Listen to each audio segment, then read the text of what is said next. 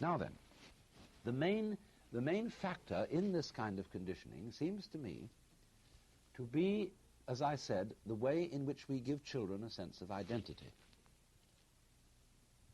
And in this respect, we do something extraordinarily odd. We define a person. Consider this for a moment, this word person. Harry Emerson Fosdick once wrote a book called How to Be a Real Person. And this, in translation, means how to be a genuine fake. Because the word person means a mask. The persona, the mask worn by actors in Greco-Roman drama, which was a megaphone-mouthed mask, so that through which persona, the sound goes. And so at the beginning of a play script, you will see the dramatis personae, the persons of the drama, that is to say, the list of the masks that the actors are going to wear. But the word has so fallen from its original use that to be a person has come to mean your real identity, your true, sincere, honest self, the person. And we say of someone then, he's a real person. That means he's genuine. But we have confused, you see, the individual organism with the person, with, that is to say, its role. And we have defined the role of the person in such a way that it condemns everybody so defined to perpetual frustration. Now, how is this so?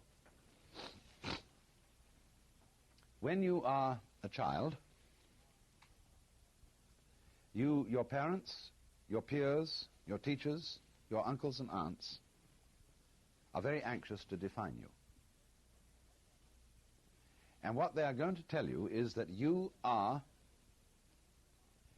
a free agent. You are responsible. That is to say, you are an independent first cause. You are an origin of actions and thoughts and feelings. And we can praise you or blame you for what you do. And above all, we require of you that you love us. You love your parents, you love your brothers and sisters. As Fred said, a child is not allowed to say to let that baby sister go back where it came from, because that is not nice. All nice children love their brothers and sisters and their parents. Not, of course, because we tell you to do so, but because you would want to do it yourself. You see now here what's going on. You are required and commanded to do certain things which will be appreciated only if you do them voluntarily. Now, you see, when your identity is defined by society, you cannot resist it. You don't have the knowledge, you don't have the wisdom, you don't have the resources to understand that something's being put over on you. You cannot but help believe the definition of you as a free agent. But you believe yourself to be a free agent as a result of not being free. That is to say, of being hopelessly unable to resist society's identification of you. So in the whole sense of our personality, there is a contradiction. And that is why the sense of ego, of being oneself, is simultaneously a sense of frustration. Children very often ask their parents, you see, as a result of having been given this funny sense of identity, "Mommy, who would I have been if my father had been someone else?"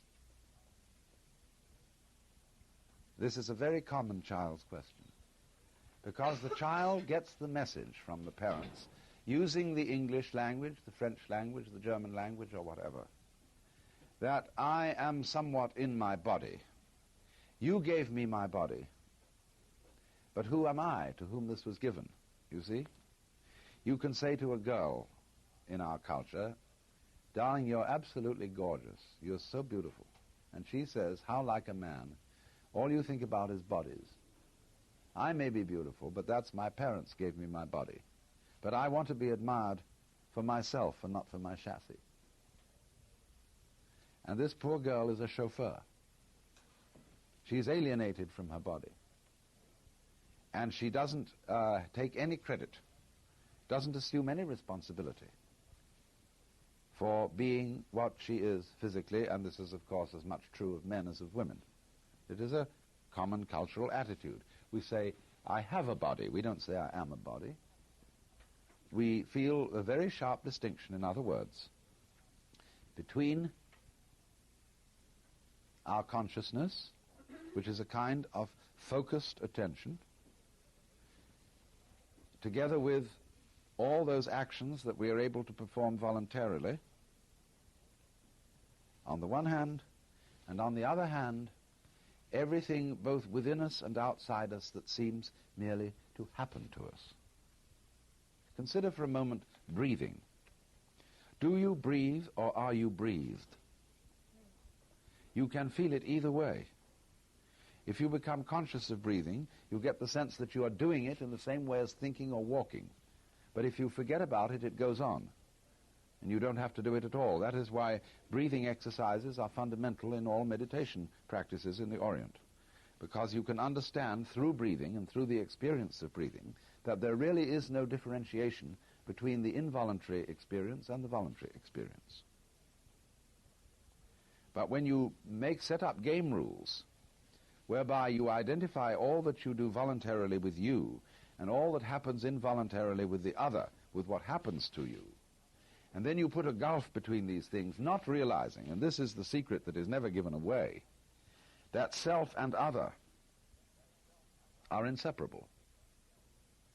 Just in the same way that the front and the back of a coin are different but identical. There's all one coin. So in exactly the same way, the experience of self and the experience of other are mutually necessary. You wouldn't know what you meant by self unless you knew other. You wouldn't know other unless you knew what you meant by self.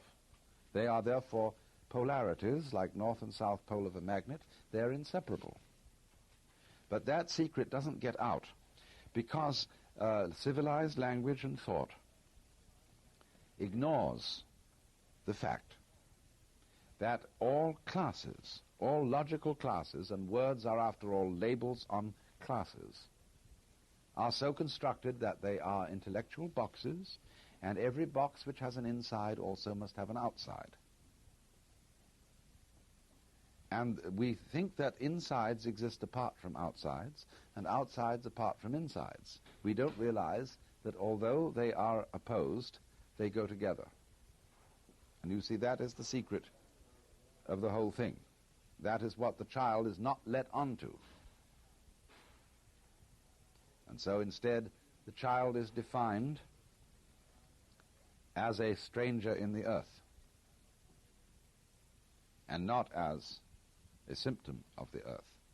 And as a result of that, we have the vast, terrifying social problem of alienation, of feeling that the world outside human skins is unfeeling, fully automatic stupidity, which we have to fight and dominate. Otherwise, it will swallow us up and condemn us to the imaginary terrors of everlasting nothingness.